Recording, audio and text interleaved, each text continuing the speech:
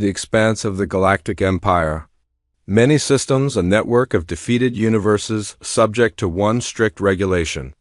In this enormous dominion, humanity discovered itself as a small, endangered species, mostly for work and fired by the alien rulers who controlled the empire. Under these monarchs' control, humanity was not much more than a useful tool, costly but helpful for expansion.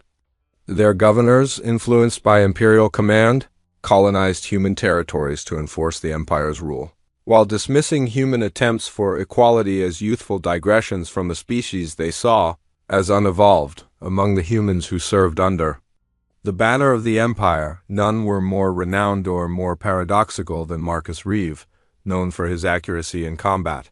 Reeve had a solid reputation for loyalty. Yet even as he obeyed orders with merciless efficiency, he remained steadfast in his belief that humanity deserved more than submission. His record in the empire made him a model officer, a devoted servant. Yet he was also a contradiction. Commander who embodied imperial might. While silently harboring the seething resentment of the oppressed, the empire never saw it coming. They did not hear the whispers rising through human territories. The murmurs of discontent, the quiet gatherings, the hidden broadcasts, the calls for representation, for independence, for a future unbound by chains. The breaking point came. Reluctantly, the empire agreed to negotiations. Not out of compassion, but calculation. A deliberate attempt to pacify rebellion, the Senate. Hall was a monument of intimidation, overpowering beauty designed to remind all who entered of the empire's dominance. Delegates of countless species sat cloaked in status and wealth. When General Reeve entered, he was alone, his uniform stark, his demeanor calm, despite the storm within. For the first time in his life, he was not fighting for the empire. He was fighting for humanity. He stepped to the platform. Across from him stood a representative of the TCK species, a woman with skin like polished iron, voice sharp with authority. "The empire acknowledges your people's concerns," she said. "We are prepared to offer limited rights. Specific protections, with safeguards, of course." Reeve understood the game. These were not concessions. They were chains dressed as gifts, more surveillance, reduced representation, liberties that could be revoked at will. They remained silent for a long moment. Then he raised his head. "Humanity does not require your protections," he said, his voice steady. "Nor do we accept these conditional rights. We are not here to plead. We are here to demand equality." Gasps echoed through the chamber. Murmurs of disapproval followed. The TCK representative narrowed her eyes. "General Reeve," she said coldly, "you misinterpret the nature of these talks. Rejection is not an option." But Reeve did not flinch. "No," he replied, "you do not understand us. We will not have our independence treated as a favor. You will acknowledge us as equals, or we will fight for it." The silence that followed was not peaceful. It was the sharp stillness of something irrevocable. His words were not just defiance. They were declaration. And that spark lit a fire that would burn across the empire. Each delegate shifted uneasily. Never before had a species so openly contested imperial rule. Not like this. Not in the Senate hall itself. Reeve stood alone, a symbol of a people no longer willing to bow. The representative Verks, experienced and calculating, tried to recover. "Your words do not reflect wisdom, General. Think carefully. This refusal will not be forgotten." He stared at her. "We know, and we do not care." Her composure cracked. Rage and pride bubbled beneath her perfect facade. "Then you leave us no choice," she snapped. "You have invited punishment upon your people." Reeve's reply came like iron. "If the price of our freedom is rejection, then humanity will bear it." Around him, whispers rose. Some were shocked, others were intrigued.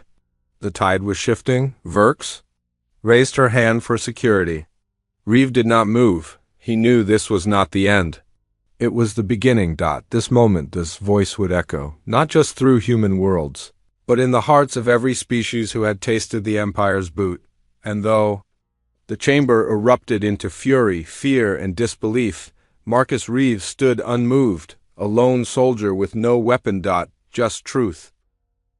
In the midst of the confusion, she acted. Verks, the Atal officer, observed the discord growing. Her eyes narrowed as she finally lost tolerance. With a sharp, tired motion, she sent a leaking signal to security. With authority, she ordered, "Arrest the general. He is now designated an adversary of the Empire." The rear entrances of the chamber opened. Imperial guards stepped in, equipped with plasma weapons. Their movements were precise, methodical, and full of tension. Reeve felt the coil of strain tighten inside him.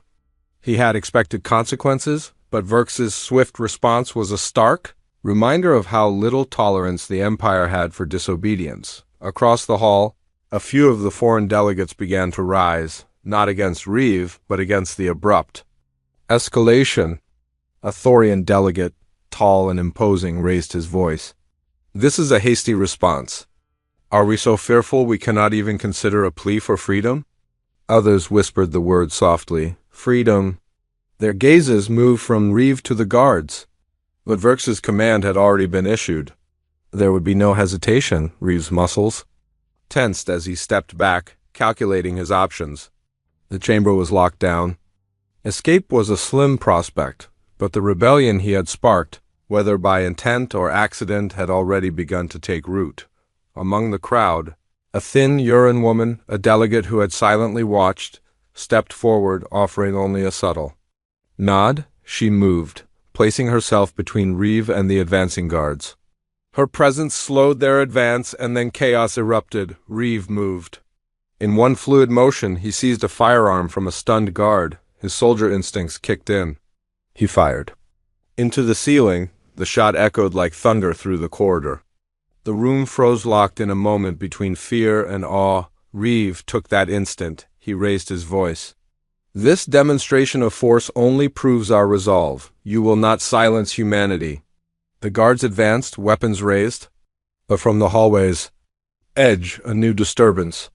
Delegates began to shout, some stepping in to block the guards. Others fought, arguing, resisting. The chamber fractured. In the chaos, Reeve saw it, his chance. The distant end of the hall. Freedom. Driven by instinct and purpose. He began moving, steady, deliberate, using the confusion as cover. The Uran delegate flanked him, clearing his path. He slipped past the churning mass. Each step took him closer. To the doors, Vex's furious voice rang out, "Don't let him escape!" Her shriek sent the guards into a frenzy. Some broke from the scuffle to chase him, but the delay had cost them. Reeve was already through the door, his heart pounding, his body rushing through the twisting, alien architecture of the Empire's underground halls. Pulsing lights, stone, columns, labyrinthine passageways. Footsteps echoed behind him, but Reeve ran. Driven by something greater than fear, conviction. As he rounded a final bend, he knew. This was no longer about diplomacy. This was survival. And the spark he'd ignited would either die or start a fire that would consume the Empire. He vanished into the shadows of the Galactic capital, leaving behind a Senate hall on the edge of eruption. Post-escape, the movement begins. The galaxy trembled. General Reeve's dramatic escape. His defiance in the very heart of power was the first ember in a spreading wildfire. Transmissions of his speech, of his refusal to kneel, spread like a virus through human colonies. From dusty mining outposts to gleaming trade stations, the message was clear. We will not be ruled. We will not be erased. In dark rooms and distant moons, human voices once stifled began to unite. The whispers became a chorus, and that chorus began to chant, "Freedom!" On Asar 3, the rebel stronghold, on the red sands of Asar 3, a barren world far from the Empire's center, Reeve found sanctuary. Among an eclectic gathering, humans and aliens both, he built something new.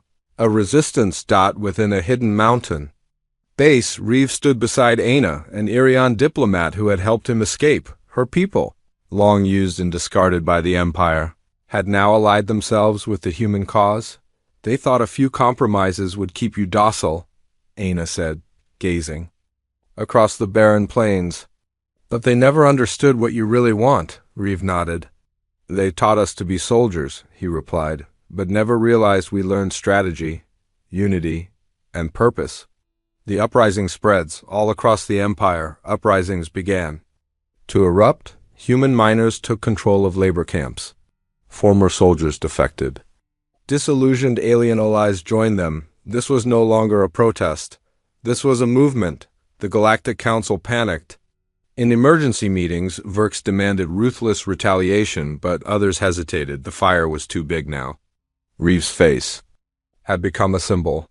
His name, a rallying cry. Final words, a new future. One evening, as the twin moons of SR3 rose, Reeve addressed the gathered rebels. The Empire wants to divide us, to scatter us.